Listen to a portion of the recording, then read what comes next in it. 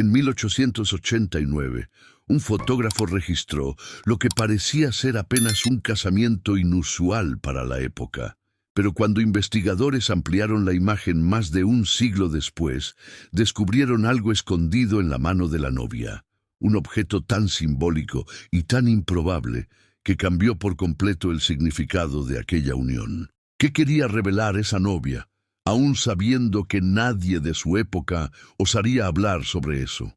¿Y por qué alguien escribió en el reverso de la foto un mensaje pidiendo que la verdad fuese preservada para tiempos mejores? Algunos secretos no fueron hechos para permanecer enterrados. Antes de que te lo cuente, suscríbete al canal para no perder las historias que el tiempo intentó borrar. Activa la campanita de notificaciones para recibir cada nuevo episodio. Y dime en los comentarios, ¿de dónde me estás viendo? Escribe tu ciudad y país. Me encanta saber que nuestra comunidad se extiende por todo el mundo, unida por la pasión por los misterios del pasado. Tu participación fortalece este trabajo de rescate de la memoria histórica.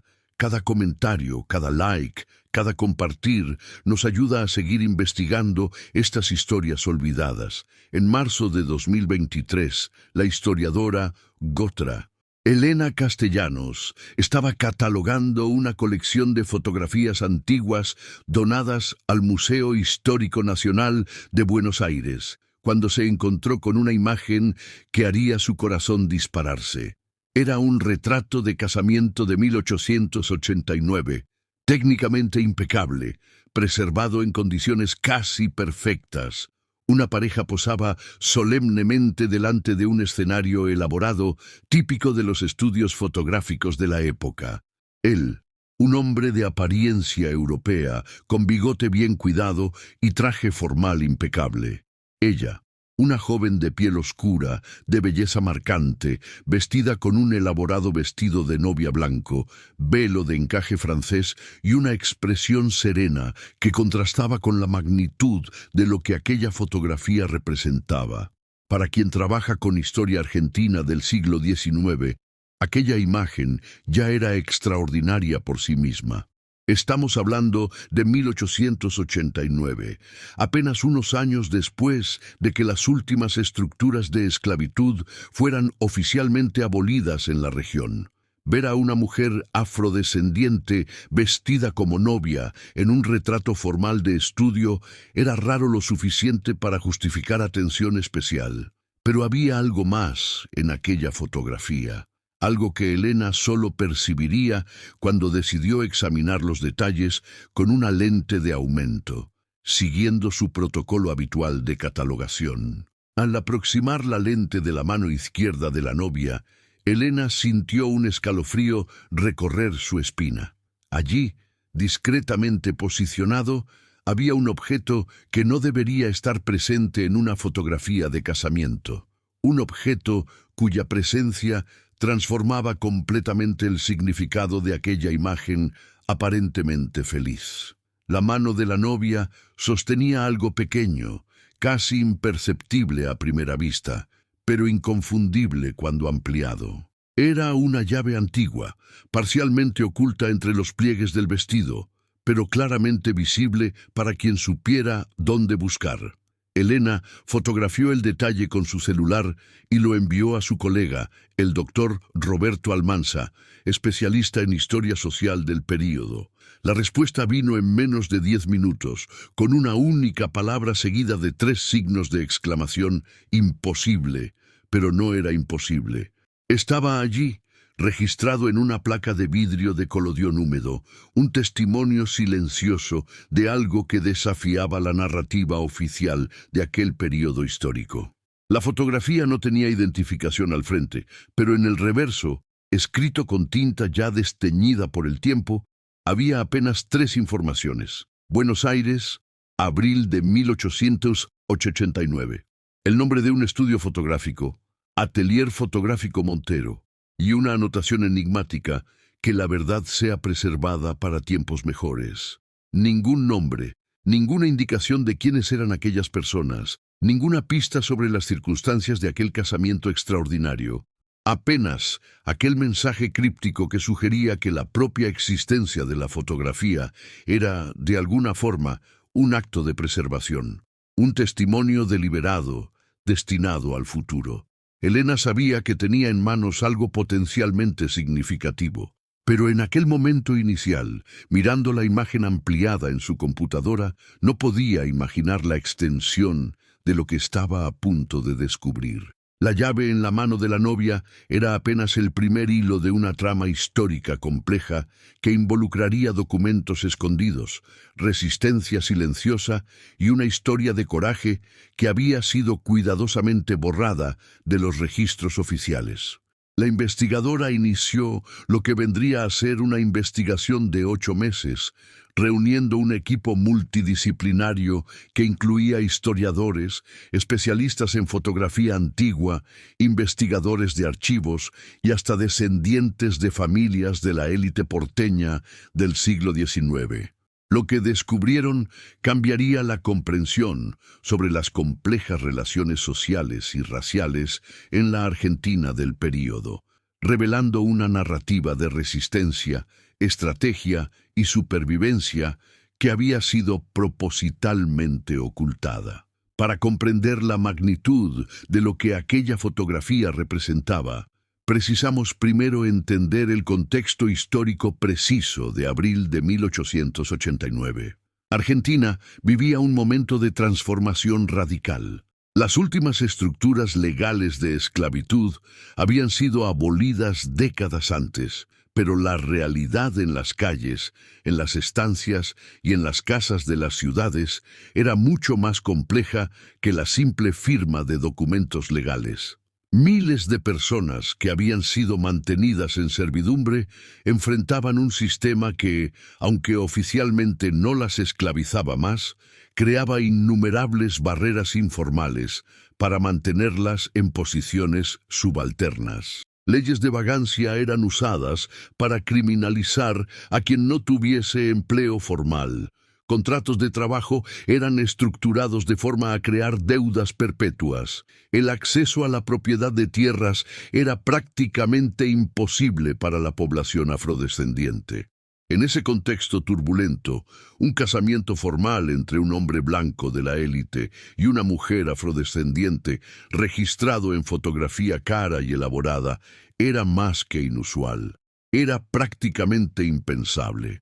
Los códigos sociales de la época dictaban separación rígida entre las clases y razas. Casamientos interraciales acontecían sí, pero raramente eran formalizados. Raramente eran celebrados públicamente y casi nunca eran documentados fotográficamente como si fuesen uniones legítimas de la alta sociedad. Elena se sumergió en los archivos municipales de Buenos Aires, procurando registros de casamientos realizados en abril de 1889. La tarea era hercúlea. Los registros de aquel periodo estaban organizados cronológicamente, pero muchos habían sido dañados por décadas de almacenamiento inadecuado. Fueron 3 semanas examinando libros antiguos, letra por letra, hasta que encontró una entrada que hizo su corazón acelerarse nuevamente. Fecha: 18 de abril de 1889. Novio: Rafael Márquez de Aguirre, 32 años. Comerciante, hijo de don Antonio Márquez y doña Mariana del Carmen Novia. Soledad, 24 años, sin apellido registrado, sin filiación declarada, ocupación registrada como del hogar. El casamiento había sido celebrado por un sacerdote en la iglesia de Nuestra Señora del Rosario, una de las pocas iglesias de Buenos Aires donde la población afrodescendiente podía reunirse libremente. Las testigos eran todos hombres con apellidos que Elena reconoció como pertenecientes a la élite comercial porteña de la época. El registro era extraordinario por varias razones. Primero, el hecho de que el casamiento había sido oficializado religiosamente y registrado civilmente, confiriendo legitimidad legal a la unión. Segundo, la elección de la iglesia, que sugería una negociación entre el mundo de la élite blanca del novio y el mundo de la comunidad afrodescendiente de la novia. Tercero, y más intrigante, la ausencia completa de informaciones sobre la familia de Soledad, ni apellido ni filiación, apenas un primer nombre, como si ella no tuviese pasado, no tuviese origen, no tuviese historia anterior a aquel momento. Elena precisaba de más informaciones. Procuró al doctor Roberto Almanza y juntos decidieron investigar el atelier fotográfico Montero, el estudio mencionado en el reverso de la fotografía. ¿Sería posible que aún existiesen registros de aquel negocio? La probabilidad era mínima, considerando que habían pasado más de 130 años, pero la investigación histórica frecuentemente depende de pequeños milagros de preservación. La búsqueda llevó a Elena al Archivo General de la Nación, donde tuvo acceso a un catálogo de establecimientos comerciales del siglo XIX. El atelier fotográfico Montero había pertenecido a Miguel Montero y Esteves, uno de los fotógrafos más renombrados de Buenos Aires en la década de 1880. Su estudio quedaba en la calle Florida, en el corazón comercial de la ciudad, y atendía exclusivamente a la élite porteña. Cobraba valores altísimos por sus servicios, el equivalente a varios meses de salario de un trabajador común. Ese detalle solo profundizaba el misterio. Como una mujer recién liberta, sin apellido registrado, sin familia declarada, había conseguido no apenas casarse formalmente con un miembro de la élite, sino también tener su casamiento documentado en el estudio fotográfico más caro y exclusivo de la ciudad. Fue entonces que Elena decidió investigar la familia del novio, Rafael Márquez de Aguirre. El apellido Márquez de Aguirre era conocido en los círculos historiográficos como perteneciente a una familia de comerciantes españoles que habían prosperado en Buenos Aires durante el siglo XIX. Poseían almacenes, importaban tejidos finos de Europa y tenían conexiones con el comercio de ganado y cuero. Eran esencialmente parte de la burguesía urbana que estaba en ascenso mientras la vieja aristocracia rural perdía poder político. En los registros del archivo municipal, Elena encontró documentos que mostraban que Rafael era hijo de don Antonio Márquez, un comerciante bien sucedido que había fallecido en 1887, 2 años antes del casamiento. La madre de Rafael, doña Mariana del Carmen, había fallecido aún antes, en 1882. Rafael era, por lo tanto, huérfano cuando se casó, lo que tal vez explicaba parcialmente cómo consiguió realizar un casamiento tan controversial sin oposición familiar directa. Pero aún así había tíos, primos, socios comerciales, que ciertamente habrían opinado sobre una unión tan escandalosa para los patrones de la época. Si esta historia te toca el corazón, deja un comentario. Muchas voces del pasado aún necesitan ser escuchadas. Comparte este video con alguien que también se fascina por las historias ocultas de nuestra historia. Cada compartir nos ayuda a continuar este trabajo de investigación. La investigación dio un salto cualitativo cuando Elena descubrió que la familia Márquez de Aguirre había donado parte de su acervo personal a la Biblioteca Nacional en 1952. Entre los documentos había correspondencias comerciales, contratos, algunos documentos personales. Elena solicitó acceso al acervo completo y pasó semanas examinando cajas de papeles amarillentos por el tiempo. Fue en una de esas cajas que encontró el primer documento realmente revelador. Una carta datada de febrero de 1889, 2 meses antes del casamiento, escrita por Rafael para un primo que vivía en Córdoba. La carta estaba guardada junto con la respuesta, y el contenido era explosivo. La carta de Rafael comenzaba con formalidades típicas de la correspondencia de la época, preguntando sobre la salud del primo y de su familia, comentando sobre negocios y los cambios políticos que se aproximaban. Pero en el tercer párrafo, el tono cambiaba completamente. Rafael escribía sobre una decisión que había tomado, una decisión que sabía sería vista con escándalo por la sociedad, pero que consideraba no apenas justa, sino necesaria. Él iba a casarse con Soledad, y lo haría de forma oficial, pública, documentada. Lo más fascinante de la carta era que Rafael no describía a Soledad como alguien que había conocido recientemente. Usaba expresiones que sugerían un conocimiento profundo, una conexión de años. Hablaba de ella con profundo respeto. Mencionaba su inteligencia, su coraje, su capacidad de sobrevivir a las circunstancias que él propio no conseguía describir completamente por carta. Y entonces venía la frase que hizo a Elena releer el documento 3 veces para tener certeza de lo que estaba leyendo. Ella fue quien me enseñó que la libertad no se resume a documentos legales, sino a la posibilidad de escoger el propio destino. La respuesta del primo era bien diferente en tono. Educada, pero fría, alertaba a Rafael sobre las consecuencias sociales y comerciales de su decisión. Mencionaba que los socios del negocio familiar no verían con buenos ojos tal unión, que contratos podrían ser cancelados, que puertas se cerrarían. Aconsejaba discreción, sugería alternativas más aceptables socialmente, pero terminaba reconociendo que, siendo Rafael el único heredero directo y ya teniendo edad para decisiones propias, la familia no podría impedirlo. Apenas lamentar sus elecciones, Elena sabía que precisaba descubrir más sobre Soledad. ¿Quién era esa mujer? ¿De dónde venía? ¿Cómo había conocido a Rafael? Y, principalmente, ¿qué significaba aquella llave en su mano en la fotografía? La investigadora decidió investigar la iglesia de Nuestra Señora del Rosario, donde el casamiento había sido celebrado. Esa iglesia tenía una historia fascinante propia. Fundada por hermandades de personas afrodescendientes, aún en el siglo XVIII funcionaba como un espacio de organización comunitaria, ayuda mutua y preservación cultural.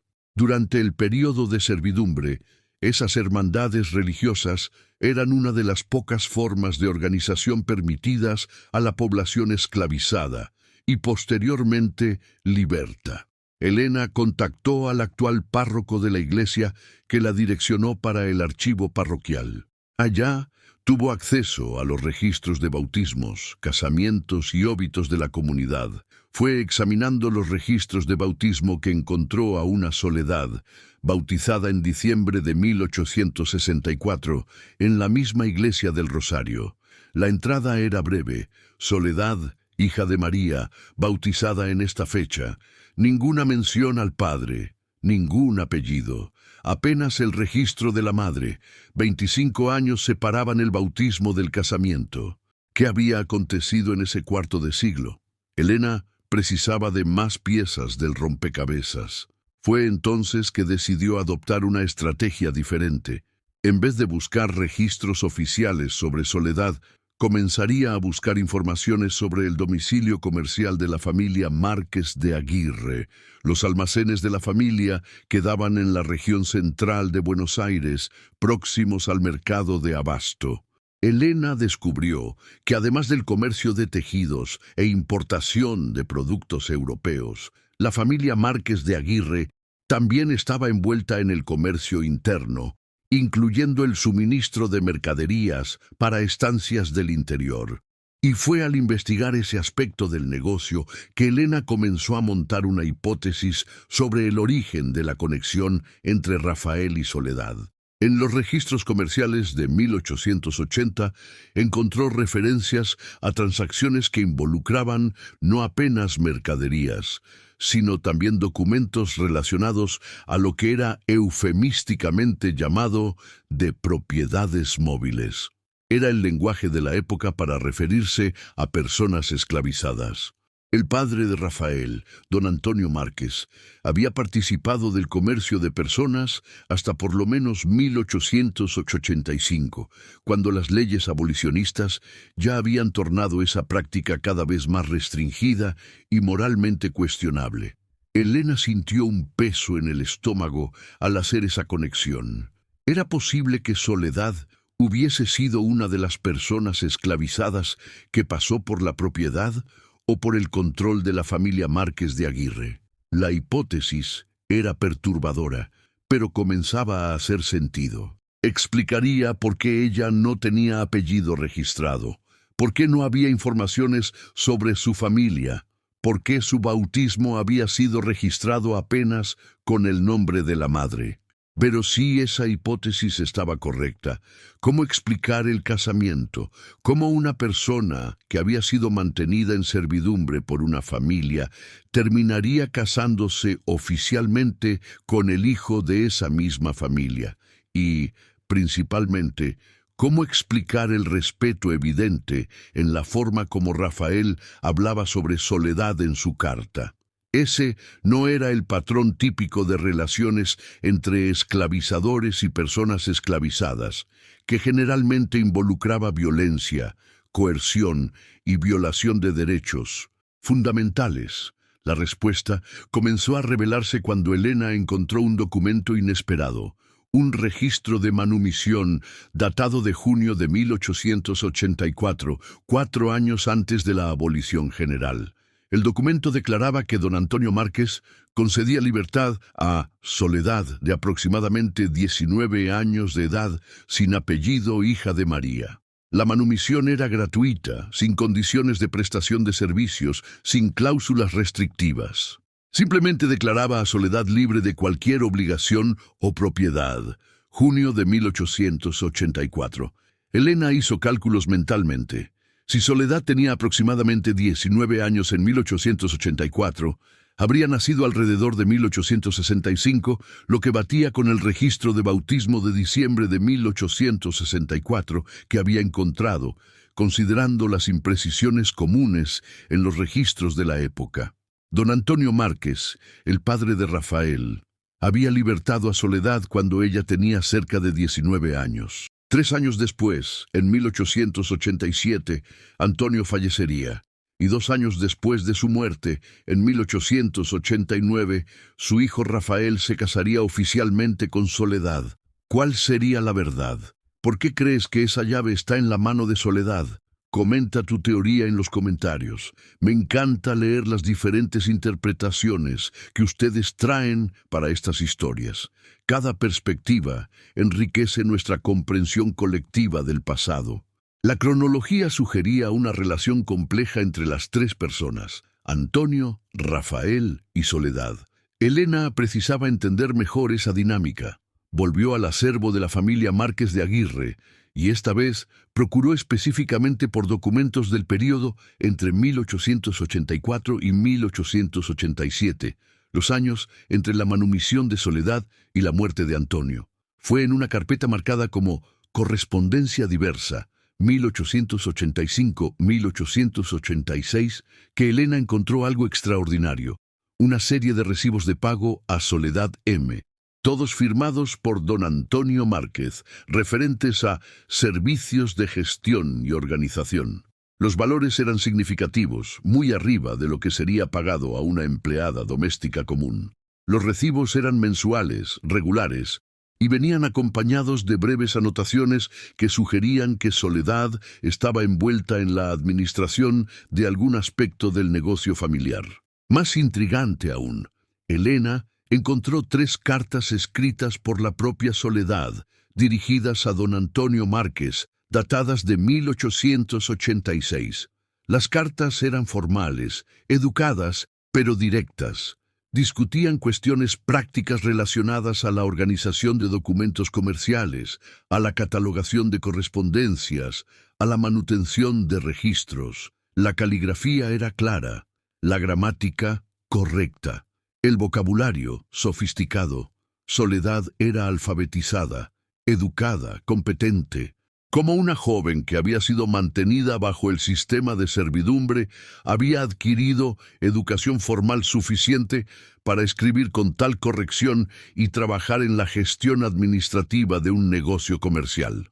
Elena sabía que, aunque existiesen casos de personas esclavizadas que aprendían a leer y escribir, eso era raro y frecuentemente desalentado por los esclavizadores, que temían que la alfabetización pudiese llevar a ideas de resistencia y fuga.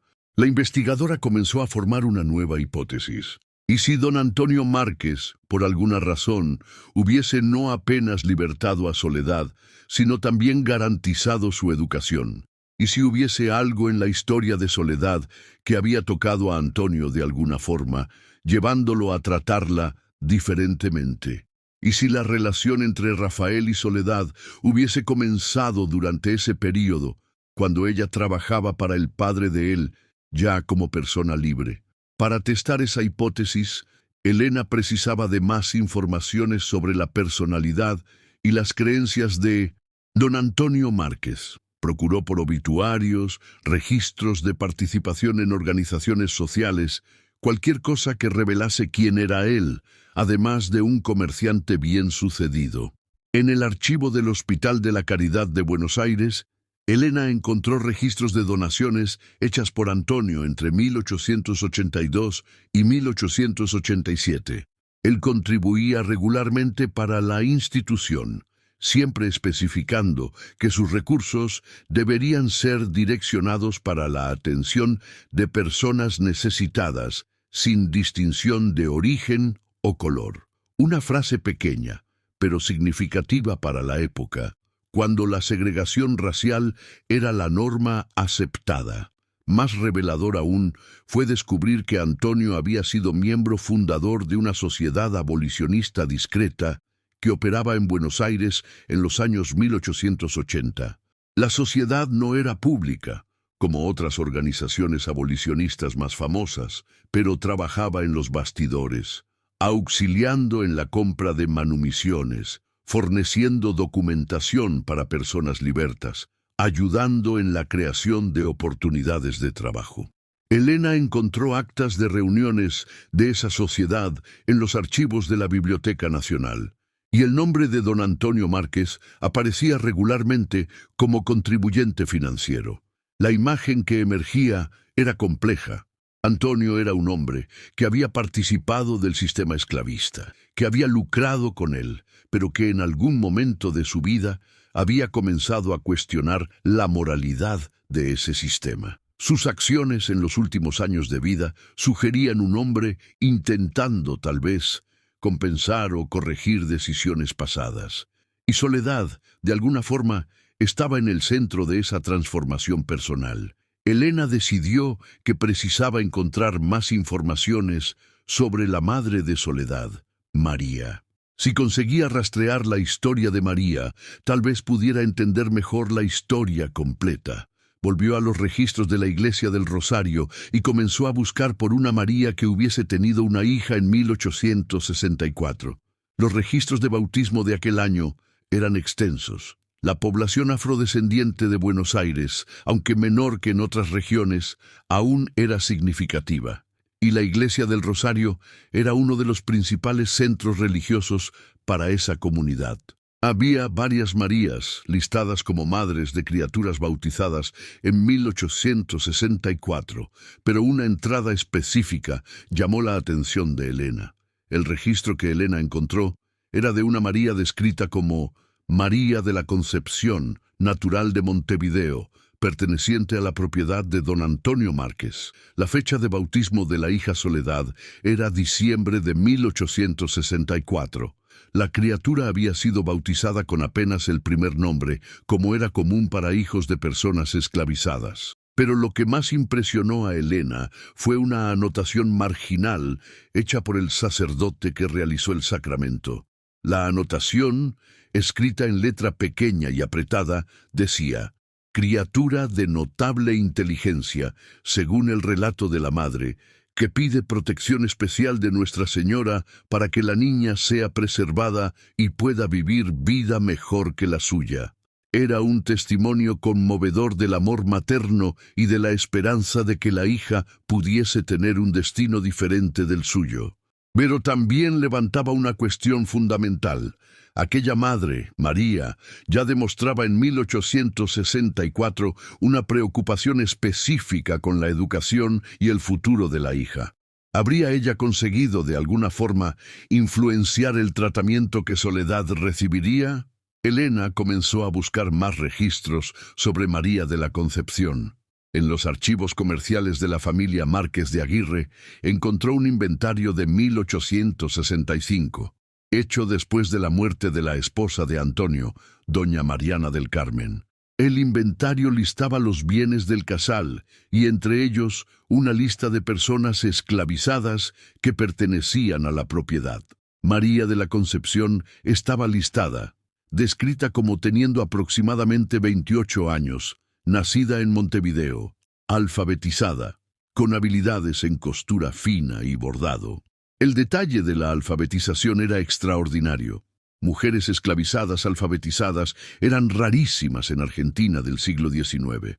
¿Cómo había aprendido María a leer y escribir? Elena no consiguió encontrar respuesta definitiva para esa pregunta, pero la existencia de esa habilidad explicaba mucha cosa. Una madre alfabetizada tendría la capacidad de enseñar a la hija, de transmitir conocimiento, de preparar a Soledad para oportunidades futuras. La investigadora también descubrió que María había fallecido en 1878, cuando Soledad tenía cerca de 13 años. La causa de muerte registrada era enfermedad prolongada, sin más detalles. ¿Qué aconteció con Soledad después de la muerte de la madre?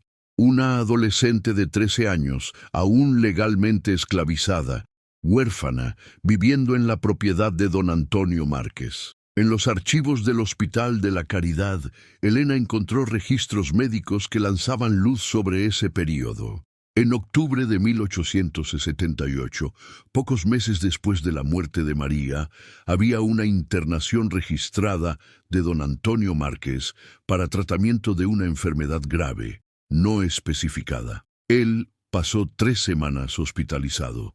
En las anotaciones médicas había una observación de que el paciente estaba siendo cuidado por su hija Margarita y la joven Soledad, descrita como persona de confianza de la familia. Esa era la primera evidencia documental de que Soledad habíase tornado parte de la rutina familiar de los Márquez de Aguirre ya en 1878, aunque aún legalmente esclavizada en aquella época.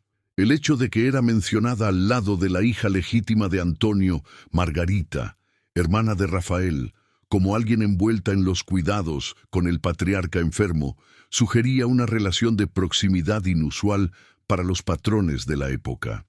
Elena comenzó a reconstruir la narrativa. María, la madre alfabetizada y habilidosa, había criado a Soledad con educación y valores.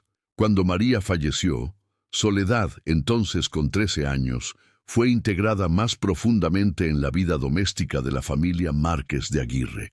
Durante la enfermedad grave de Antonio en 1878, Soledad demostró competencia y dedicación que impresionaron al patriarca.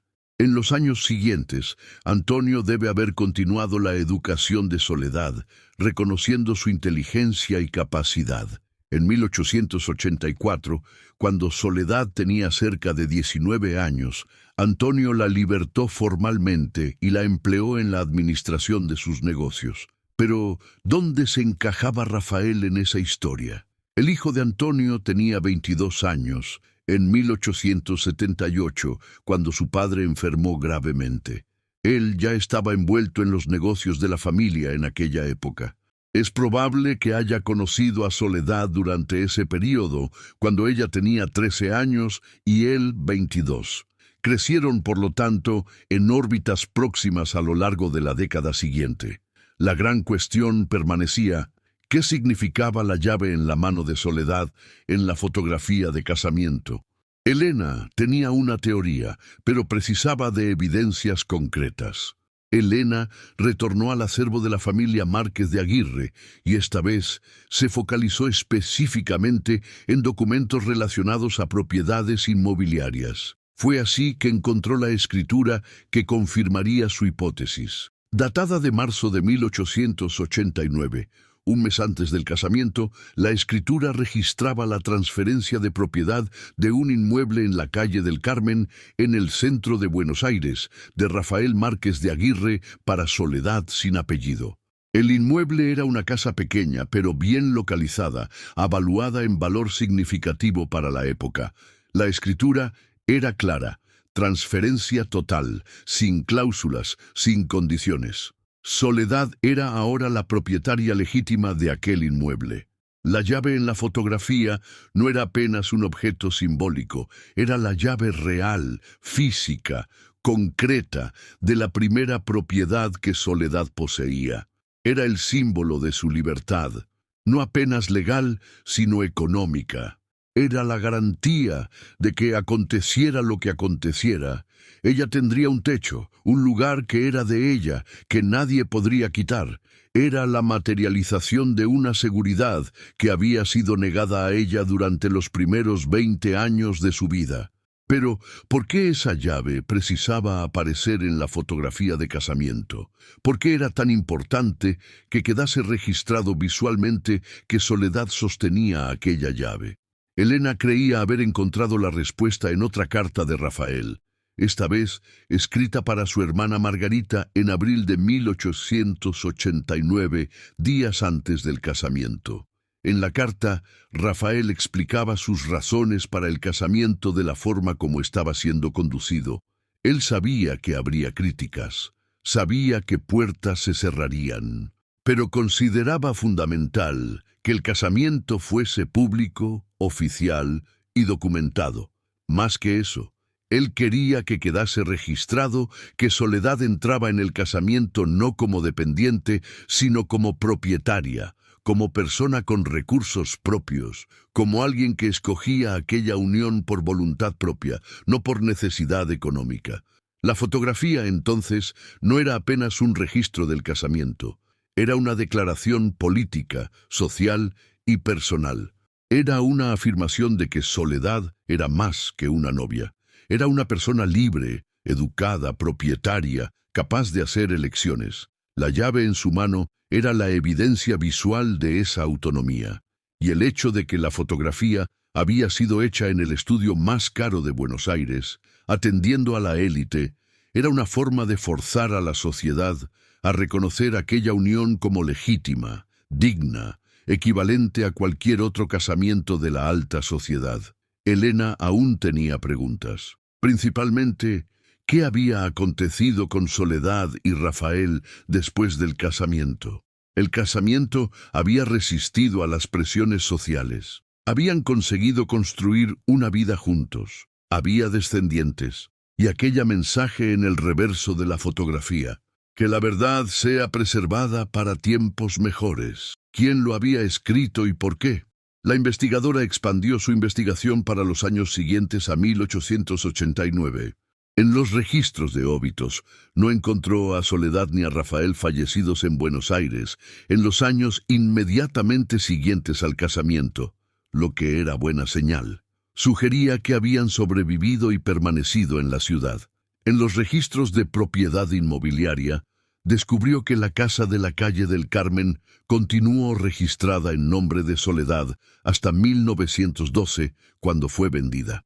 En registros de bautismo de la Iglesia del Rosario, Elena encontró 3 criaturas nacidas entre 1890 y 1895, todas registradas como hijos de Rafael Márquez de Aguirre y Soledad Márquez de Aguirre. Sí, Soledad ahora tenía apellido, el mismo apellido del marido, adoptado después del casamiento. Las criaturas eran Isabel, nacida en 1890, Miguel, nacido en 1892, Beatriz, nacida en 1895. El registro de esas criaturas era significativo. Significaba que el casamiento había persistido, que había generado familia, que las criaturas habían sido bautizadas públicamente con ambos padres reconocidos. En una sociedad que intentaba borrar y marginalizar uniones interraciales, aquella familia había resistido y prosperado, por lo menos en los primeros años. Elena consiguió rastrear los descendientes hasta la generación actual.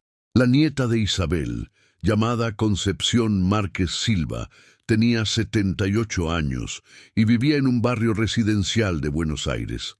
Elena la contactó y marcó una visita. El encuentro entre la historiadora y la descendiente de Soledad fue emocionante. Concepción no conocía los detalles completos de la historia de su bisabuela, pero tenía algunas informaciones transmitidas oralmente por la familia. Confirmó que Soledad había sido una mujer extraordinaria, respetada en la comunidad, que había establecido una pequeña escuela informal en su casa, donde enseñaba lectura y escritura para niños de la vecindad, muchos de ellos hijos de personas recién libertas. Más fascinante aún, Concepción tenía en su posesión la fotografía original del casamiento. Era la misma imagen que Elena había encontrado en el museo, pero estaba en mejores condiciones de conservación y tenía en el reverso no apenas la inscripción original, sino también otras anotaciones hechas posteriormente. Una de las anotaciones, datada de 1920, y firmada por Isabel, la hija mayor de Soledad y Rafael, explicaba: mi madre Soledad siempre decía que esta fotografía era la prueba de que ella había conquistado no apenas libertad, sino dignidad. La llave en su mano era del primer lugar que ella pudo llamar de suyo. Papá Rafael insistió que la llave apareciese en la foto, porque quería que el mundo supiese que mamá no era su propiedad, sino su igual. Preservo esta imagen para que sus nietos y bisnietos sepan que venimos de coraje y amor verdadero. Concepción contó que durante su infancia, en los años 1950, la familia aún enfrentaba prejuicio y discriminación. Argentina había abolido la esclavitud, pero las estructuras de racismo y desigualdad persistían, adaptadas a nuevas formas. Conocer la historia completa de Soledad dio a Concepción y sus hermanos fuerza para enfrentar esas dificultades, sabiendo que venían de una línea de coraje y resistencia. Esta historia nos invita a reflexionar sobre las complejas formas de resistencia y conquista de dignidad en contextos de opresión extrema. ¿Cómo interpretas las elecciones hechas por Soledad y Rafael? Comparte tus reflexiones en los comentarios. Cada perspectiva enriquece nuestra comprensión colectiva sobre ese periodo crucial de la historia de Soledad y Rafael, revelada a través de meses de investigación meticulosa, nos ofrece una perspectiva diferente sobre el periodo post-abolición en Argentina. No es una historia de reconciliación fácil o de final perfectamente feliz. Es una historia compleja sobre las posibilidades de dignidad y elección en un sistema profundamente injusto. Soledad nació esclavizada en 1864, en un país donde su humanidad era legalmente negada. Su madre, María, alfabetizada y determinada, plantó las semillas de una vida diferente, educando a la hija aún en las condiciones más adversas. Cuando María falleció, Soledad tenía apenas 13 años, pero ya cargaba el legado de resistencia y dignidad que la madre había cultivado. Don Antonio Márquez, el padre de Rafael, era un hombre de contradicciones típicas de su tiempo. Participó del sistema esclavista, lucró con él, pero en algún momento de su vida comenzó a cuestionar la moralidad de sus acciones. No sabemos exactamente ¿qué motivó su transformación personal? Si fue la influencia de María y Soledad, si fue alguna experiencia religiosa, si fue simplemente el peso de la conciencia. Lo que sabemos es que sus acciones en los últimos años de vida demuestran una tentativa de reparación. Libertó a Soledad años antes de la abolición general, garantizó su educación, la empleó dignamente, dejó para el hijo no apenas negocios, sino también valores de justicia.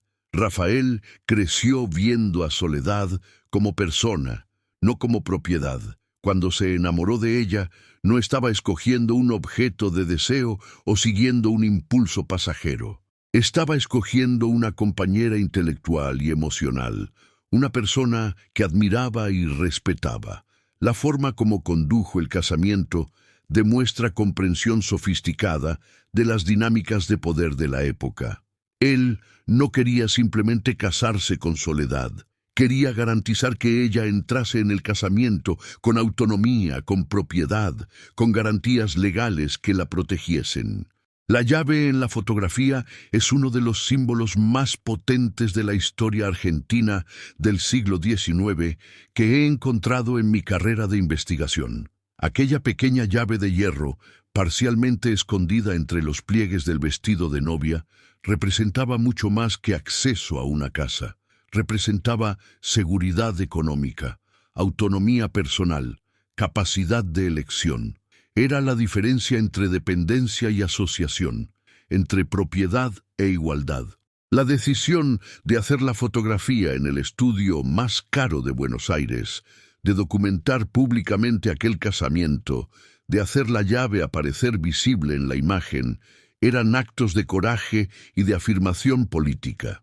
En una época en que la sociedad intentaba mantener a personas afrodescendientes recién libertas en posiciones subalternas, en que casamientos interraciales eran escondidos o negados, Soledad y Rafael decidieron declarar públicamente: estamos aquí, somos legítimos.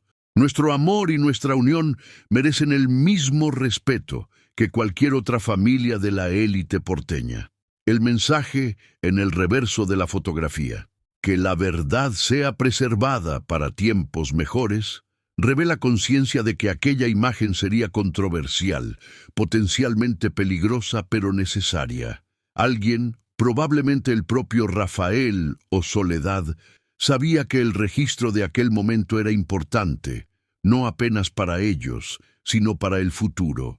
Era un testimonio de que existieron personas que osaron desafiar las estructuras injustas de su tiempo, que construyeron dignidad en medio de la opresión, que escogieron amor y respeto en vez de seguir los prejuicios sociales. Ella nunca contó completamente su historia, pero la fotografía lo hizo por ella. El pasado no muere, espera. Hay silencios que pesan más que 1000 gritos. Si esta historia resonó contigo, suscríbete al canal, comparte y deja tu comentario. Tu voz mantiene vivas las memorias que el tiempo quiso borrar. Nos vemos en la próxima investigación, donde continuaremos desvelando los misterios escondidos en fotografías antiguas de nuestra historia. Hasta entonces, continúa cuestionando, continúa buscando las historias no contadas, continúa preservando la memoria de aquellos que vinieron antes de nosotros. La historia es hecha de personas, y cada persona merece ser recordada con dignidad y verdad.